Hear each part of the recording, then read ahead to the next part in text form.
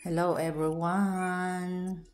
Happy Sunday! Papakita ko lang dito sa inyo guys ang aking mga tanim na kamatis at ang aking pipino or cucumber.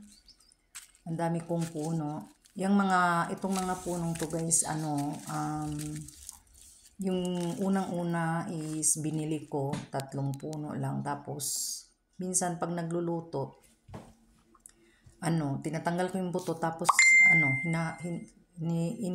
ko lang siya, parang nilalagay ko lang siya sa sa soil, tapos ayan, nag-grow siya, tapos dumami ng dumami, ang dami kong mga puno ngayon, tapos ayan, namumunga lahat.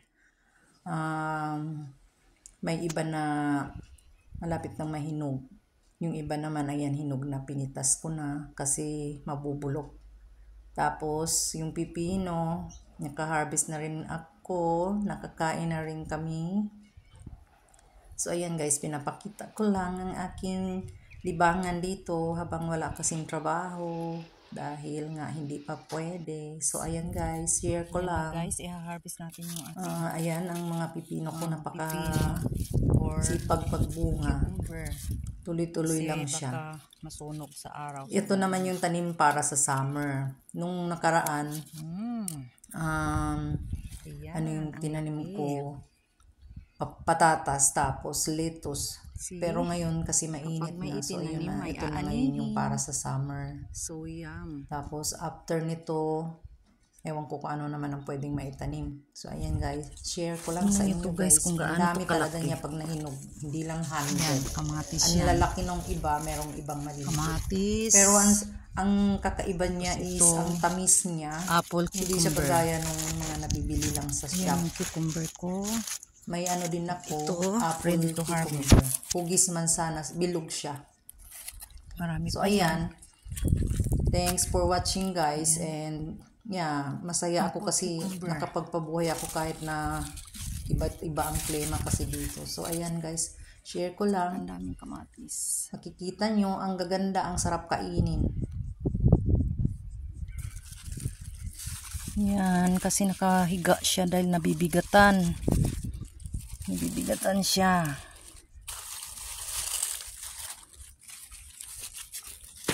Apple cucumber. Yun yung rock melon.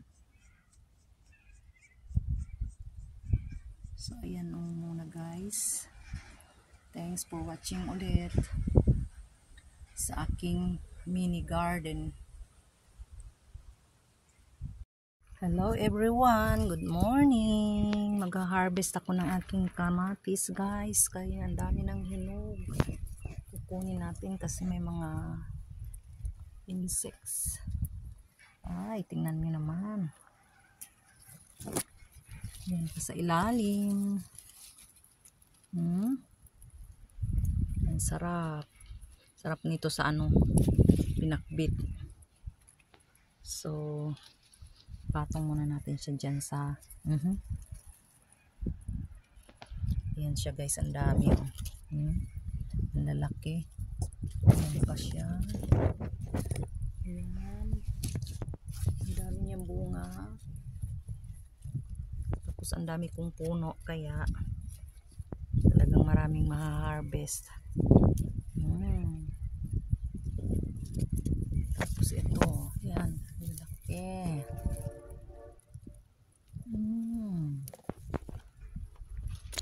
Ayun pa.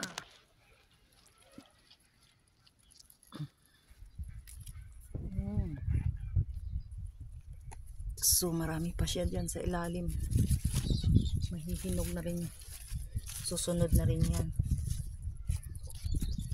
So, yan, malaki. Ito pa. Ayan. Yan sa ilalim, ang dami.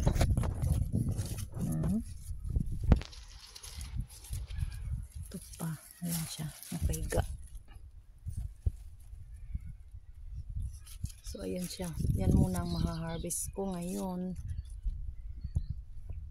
Ilang araw lang, susunod ulit yan. At ang dami pa yan. Thanks for watching, everyone.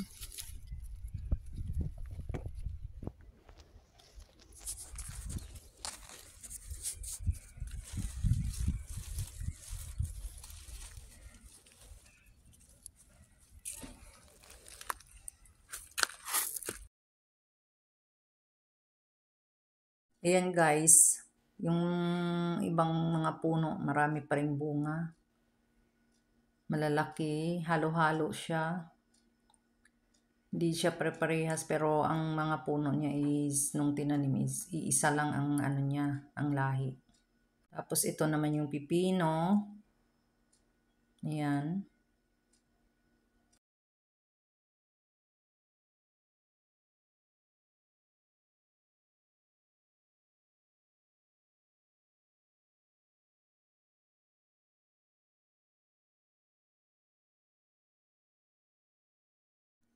So, pag ito nabuo lahat guys, talagang hundreds of kamatis or hundreds of tomatoes. So, Ito naman isi-share ko yung rin. hello guys, Pamigay ito ko yung yung iba sa mga rock melon kaibigan. or melon. Of Mabansat yun. course, kaysa mabulok lang naman. Yung iba kinakain, yung iba ginagawang salad. Tapos, ayan nga, sinishare ko rin.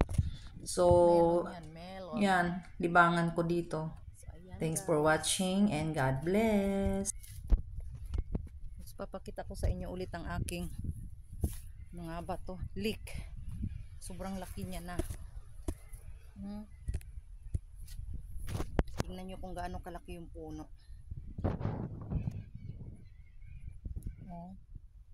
Dapat ma-harvest ko na to kaso saka na lang kasi magugulay ako ng chapsuy.